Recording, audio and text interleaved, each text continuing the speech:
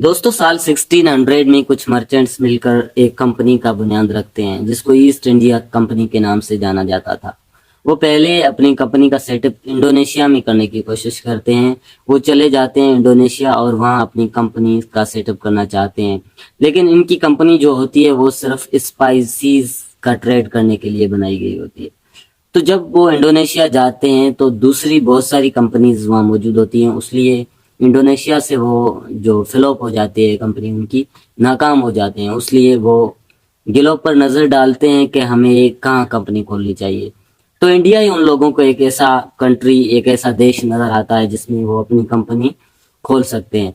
तो आते हैं इंडिया अपने यार्ड के ज़रिए, और इंडिया में आके गुजरात में कुछ दिन ठहरने के बाद विलियम हॉकिन जो जहाज का पायलट होता है वो जाता है मुगल सुल्तनत के पास आगरा में परमिशन लेने के लिए। वो सोचते हैं कि हम पूरे इंडिया में कंपनीज खोलें ताकि हमारा जो ट्रेड अच्छी तरीके से चल सके, और वो जाते हैं सीधा मुगल डायनेसिटी के रूलर के पास, जहांगीर के पास, वहाँ परमिशन लेने की कोशिश करते हैं। जहांगीर परमिशन देने से मना कर देता है क्योंकि बहुत सारी दूसरी कंपनीज वहाँ ट्रेड कर रही होती हैं, तो इसलिए जहांगीर के पास कोई ऐसी ठोस वजह थी नहीं, तो इसलिए जहांगीर बिल्कुल मना कर देता है उनको ट्रेड करने से, कंपनी खोलने के लिए। तो वो सोचते हैं अब यहाँ से जाना तो लाजमी नहीं है, बहुत दूर से आए तो यहाँ से जाना नहीं चाहिए। वो अपनी कंपनी आंध्र प्रदेश में सेटअप कर लेते हैं। वो मुगल डायनेसिटी, मुगल रूल्स के बाहर कुछ एरियाज था, वहाँ अपनी कंपनी सेटअप कर लेते हैं। तो वहाँ कंपनी सेटअप करने के बाद थोड़े बहुत ईयर्स ट्रेड करते हैं। तो उनके बाद उन लोगों को फिर भी इंडिया में कंपनी खोलने आए थे, तो इंडिया में वो अभी भी कंपनी खोलना चाहते थे। तो उन लोगों ने ब्रिटिश रॉयल से कहकर हिंदुस्तान में कंपनी खोलने की परमिशन लेने को कहा। तो ब्रिटिश रॉयल थॉमस रॉय को मुगल की तरफ भेजती है और परमिशन लेने के लिए। जब मुगल की तरफ से आते हैं बड़े बड़े गिफ्ट्स लेके थॉमस रॉय आते हैं, तो वो मुगल बादशाह जहांगीर को इम्प्रेस करते हैं और जहांगीर उनको कंपनी खोलने की इजाज़त दे देते हैं। तो ऐसे ही जब वो इजाज़त मिल जाती है तो पहली कंपनी अपनी सेटअप करते हैं। सूरत में वो अपनी कंपनी सेटअप करते हैं, बम्बई और दूसरे अहमदाबाद, ऐसे बहुत सारे एरियाज में वो अपनी कंपनीज का कैंपसेस, जैसे हम कह लें पार्ट, जो सेटअप करते हैं। ऐसे कुछ ईयर्स चलने के बाद वो चाहते हैं कि अब बंगाल में भी कंपनीज होनी चाहिए, बंगाल में भी ईस्ट इंडिया कंपनी का ट्रेड होना चाहिए।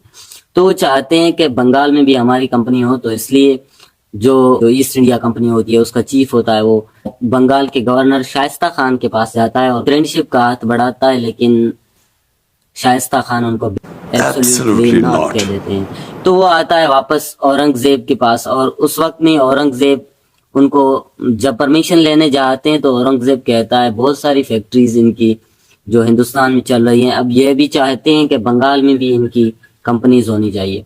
कितने ग्रीडी लोग हैं। तो इसलिए औरंगजेब मना कर देता है कंपनीज खोलने के लिए। इस दौर में बीच गुजरी हुई ईयर्स में ईस्ट इंडिया कंपनी जो होती है वो सारे काम करते आती है कि वो अपनी एक पर्सनल आर्मी भी बनाती है, और ब्रिटिश रॉयल जो होता है उनको परमिशन दे देता है कि ईस्ट इंडिया कंपनी अपनी खुद की आर्मी रख सकती है और वो किसी एरियाज पर अटैक कर सकती है और जंग भी छेड़ सकती है, तो उनको पावर मिल जाते हैं। उसके बाद औरंगजेब ने जब मना किया था तो उस दिन से उनकी जो चीफ थी जोजियाक चाइल्ड, वो गुस्सा हो जाती है, कहती है औरंगजेब ऐसे कैसे मना कर सकता है। तो वो 1686 में जो ईस्ट इंडिया कंपनी और मुगल के बीच में वार लड़ी गई, वो जोजियाक चाइल्ड ने मुगल के खिलाफ एक वार छेड़ी थी और उसमें जोजियाक चाइल्ड बिल्कुल लॉस कर गई, और मुगल बहुत सारी फोर्सेस थी मुगल के पास, इतनी बड़ी इंडिया पर उनका कब्जा था, तो इसलिए वो ईस्ट इंडिया कंपनी हार जाती है। तो उस वक्त के दौर में ईस्ट इंडिया कंपनी के पास जो बहुत सारा पैसा होता है, आर्मी खुद की रख ली थी उन लोगों ने, फिर भी उनको औरंगजेब से माफी मांगनी पड़ती है। वो कहते हैं कि भाई हमें माफ कर दिया जाए, हमसे गलती हो गई। तो औरंगजेब क्या करते हैं, 1,48,000 का फाइन लगाकर उनको माफ कर देते हैं। 1,48,000 आज के दौर में 34 करोड़, करीबन 34 करोड़ होते हैं। तो मौका इनको मिलता है साल 1707 में, औरंगजेब का इंतकाल हो जाता है। इंडिया में मुगल पावर लॉज कर जाते हैं। मुगल पावर लॉज इसलिए करते हैं कि जो रीजनल्स पावर होते हैं वो बढ़ जाते हैं। रीजनल्स पावर, जो रीजन पर गवर्नर होते हैं वो अपनी खुद की टेरिटोरी बना लेते हैं, कहते हैं हम मुगल के साथ नहीं है, तो इसलिए वहां से टैक्सेस आना हो जाता है। तो इसलिए मुगल पावर लॉस कर जाते हैं। तो तभी जाते हैं ईस्ट इंडिया कंपनी वाले फारूक सियार उस वक्त के मुगल रूलर के पास, परमिशन लेने की कोशिश करते हैं, परमिशन दे देता है, लेकिन उनको बहुत सारी आज़ादी मिल जाती है कि ईस्ट इंडिया कंपनी वाले ट्रेड कर सकते हैं और विदाउट एनी टैक्सेस के वो ट्रेड कर सकते हैं। तो वो ट्रेड करना स्टार्ट करते हैं और जब बंगाल का जो गवर्नर होता है वो भी फ्रीडम ले लेता है मुगल से कि भाई मैं मुगल एम्पायर के साथ नहीं हूँ, उस दिन से ईस्ट इंडिया कंपनी वाले जो ईस्ट इंडिया कंपनी जो थी वो बंगाल में पूरी तरीके से अपनी जो कंपनी सेटअप कर चुकी थी। फिर आता है एक रूलर बंगाल का, सिराजुद्दौला। सिराजुद्दौला बहुत खतरनाक और जज्बाती बंदा था, तो इसलिए उसने ईस्ट इंडिया कंपनी को बंगाल में ट्रेड करने से रोकना चाहता था। उसने एक जंग छेड़ दी, एक वार छेड़ दी ईस्ट इंडिया कंपनी वालों के साथ, अपनी फौज सारी लेके ईस्ट इंडिया कंपनी पर हमला किया, अटैक किया और जंग भी जीत ली। और जो अफसरान थे, ऑफिशियल बंदे थे ईस्ट इंडिया कंपनी के, उनको एक जेल में बंद कर दिया गया और वो एक छोटी सी जेल होती है, इसलिए वो मर जाते हैं छोटी सी जेल में। तो इस वाक़े को, इस इंसिडेंट को ब्लैक होल ट्रेजेडी कहा जाता है, जिसमें बहुत सारे ऑफिशियल्स बंदे होते हैं ईस्ट इंडिया कंपनी के, वो मर जाते हैं एक छोटी सी जेल में। उस दिन से ब्रिटिश जो होते हैं वो ठान लेते हैं कि हमें सिराजुद्दौला को गद्दी से हटाना है। तो सिराजुद्दौला को गद्दी से हटाने के लिए वो सिराजुद्दौला का जो कमांडर होता है मीर जैफर, उससे दोस्ती करने की कोशिश करते हैं। तो वो उससे दोस्ती करते हैं मीर जैफर से, और वो मीर जैफर को यह कहते हैं आप हमारा साथ दो सिराजुद्दौला को गद्दी से हटाने में और हम आपको रूलर बनाएंगे बंगाल का। तो सिराजुद्दौला को जब इस बात का पता चलता है तो सिराजुद्दौला सीधा जाते हैं मुगल के दुश्मन फ्रेंच के साथ। फ्रेंच जो उस वक्त इंडिया में आ चुके थे, क्योंकि जब औरंगजेब का इंतकाल हो जाता है, इंडिया में रीजनल्स पावर बढ़ जाते हैं, तो फ्रेंच भी अपनी कंपनी लेके आते हैं इंडिया में। फ्रेंच के साथ जाते हैं कि आप हमारे साथ अलायंस बनाओ, हम ईस्ट इंडिया कंपनी वालों से वार करेंगे, लड़ाई करेंगे। इनके बीच में एक लड़ाई होती है 1857 में, जिसको बैटल ऑफ प्लासी कहा जाता है, और वो ईस्ट इंडिया कंपनी विन कर जाती है, क्योंकि उनको ब्रिटिश रॉयल की तरफ से पावर मिल जाते हैं कि वो अपनी खुद की आर्मी रख सकती है और बहुत सारे जदीद मॉडर्न जो वीपन होते हैं वो आ जाते हैं। तो वो जंग जीत जाती है बैटल ऑफ प्लासी, और मीर जाफर को थ्रोन दे देते हैं, मीर जाफर को अपना रूलर बना देते हैं। कुछ ईयर्स तक मीर जाफर जो है वो अपनी हुकूमत संभालता है बंगाल की, और ईस्ट इंडिया कंपनी जैसे कहती है वैसा ही करता रहता है।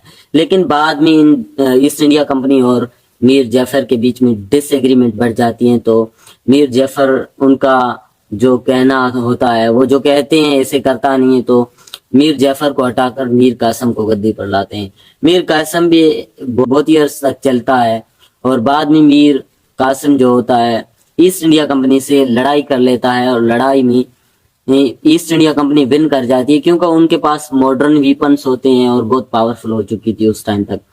तो वो सोचते हैं भाई मीर कासिम अच्छा नहीं है, मीर जाफर को बना लेते हैं फिर से गद्दी नशीन।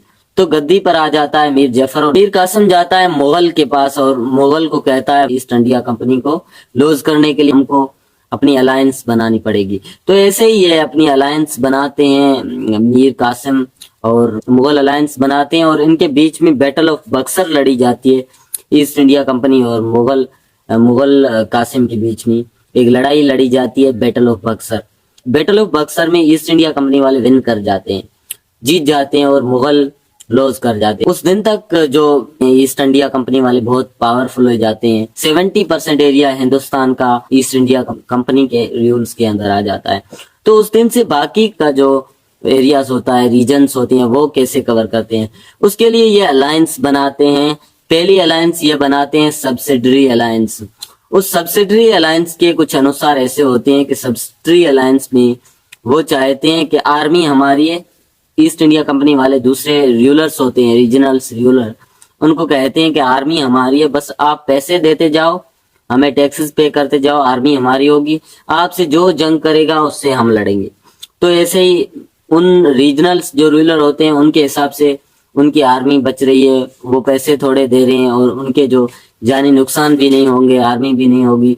ईस्ट इंडिया कंपनी वाले ये सोचते हैं कि हमारी जो आर्मी होगी, उनके पास आर्मी होगी नहीं, तो हम अटैक करके भी ये एरिया अपने अंडर में ले सकते हैं।